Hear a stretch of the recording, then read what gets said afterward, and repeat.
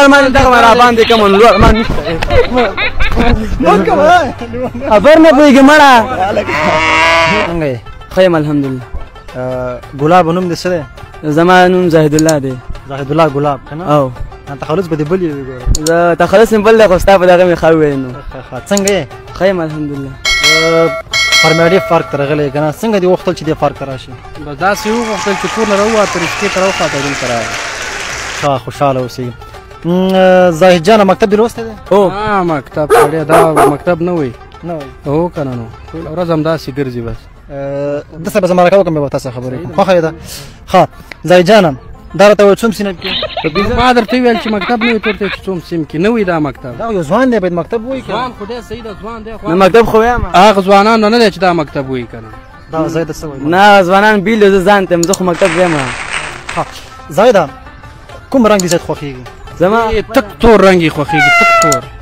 پارک کې ناست یې اوس څه احساس کوي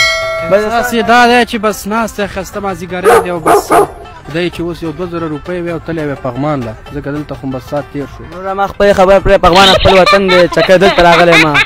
پوه شوې دا فرمیډي پارک نوی جوړېده موږ چې وګورو څنګه دی ښه دی بد دی چکر مو ورته راووو بس مازدیګره چکر شلو څو روپۍ ټکټ دې ورکړه ټکټ نه دا خو پرې دي دا خو بیچاره بس دا زیات د ویل صحابه دې خوښېږي خپله ته وایه څه دې خوښېږي غوښه دې خوښېږي که نه نو بیا به یې خوښېږي که نه زما خپله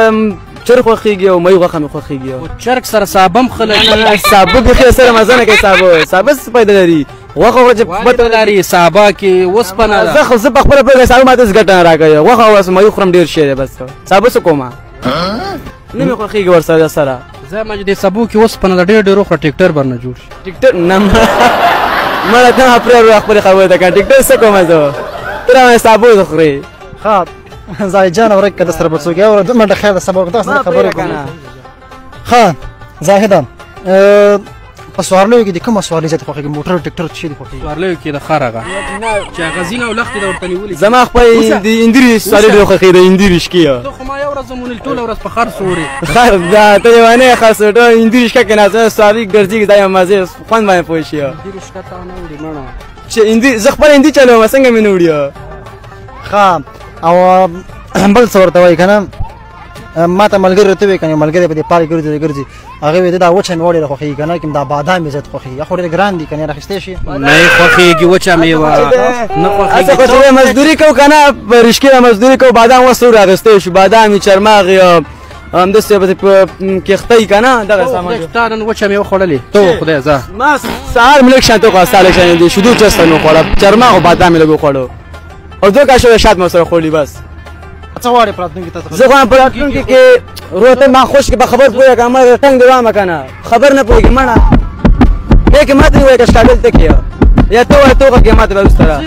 زه لګیا یم که تا مې پوښتنه کړې ده مړه ځانه چټي لګیا خوشیاره خبره زه غواړم چې له دې نه وروسته غواړې که نه چېرته لاړ شې دغه چکر ووهه بیا چېرته مړه ته مې خوش که مړه دغه بنیر دې یاد کړه زه کې څه کومه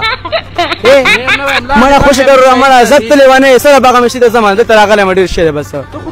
بل ټال خورم د زه چکر ما ټال کړم ټال بیا خورم په ژوند کې لوی ارمان څه دی